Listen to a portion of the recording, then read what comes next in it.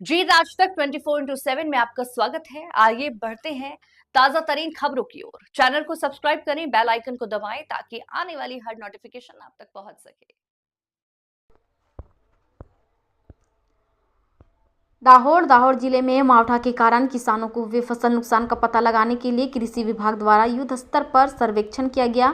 जिला प्रशासन ने सर्वेक्षण के लिए 110 टीमों का गठन किया। इस विभिन्न टीमों ने खेतों में जाकर फसलों को हुए नुकसान का निरीक्षण किया और सर्वेक्षण किया। मावठा के कारण किसानों पर आई विपत्ति के समय मुख्यमंत्री श्री भूपेंद्र भाई पटेल मदद के लिए आगे आए। उन्होंने इस नुकसान का तुरंत सर्वेक्षण करने के निर्देश भी दिए। इसके बाद कृषि विभाग ने युद्ध स्तर पर सर्वेक्षण कार्य शुरू कर दिया है। जिला कृषि अधिकारी PR दवे ने सभी टीमों के समन्वय से दाहोद जिले में बेमौसम बारिश से धान और सोयाबीन की फसलों को हुए नुकसान का सर्वेक्षण पूरा कर दिया।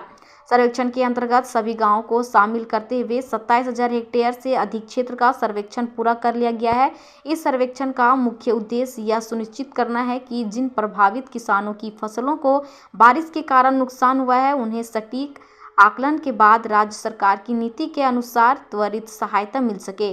सर्वेक्षण पूरा होने के बाद तत्काल आधार पर एक रिपोर्ट राज्य सरकार को प्रस्तुत की जाएगी। जिला चीफ ब्यूरो सबीर भाई सुनेलवाला।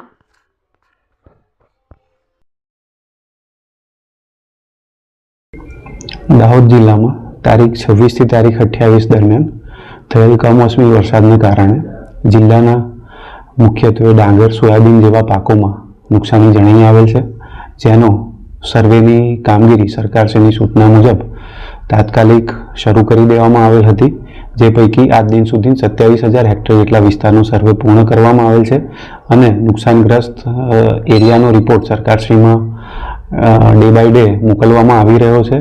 आज साँज सुधीमां पंचरोत्काम पद्धतिथी दाहोद जिल्लाना तमाम गामोनो सर्वे आज साँज सुधीमां पूर्ण करवामां आवशे अने जे नुकसानीनो रिपोर्ट छे ते सरकारश्रीमां मोकली आगळनी कार्यवाही अर्थे मोकली आपवामां आवशे।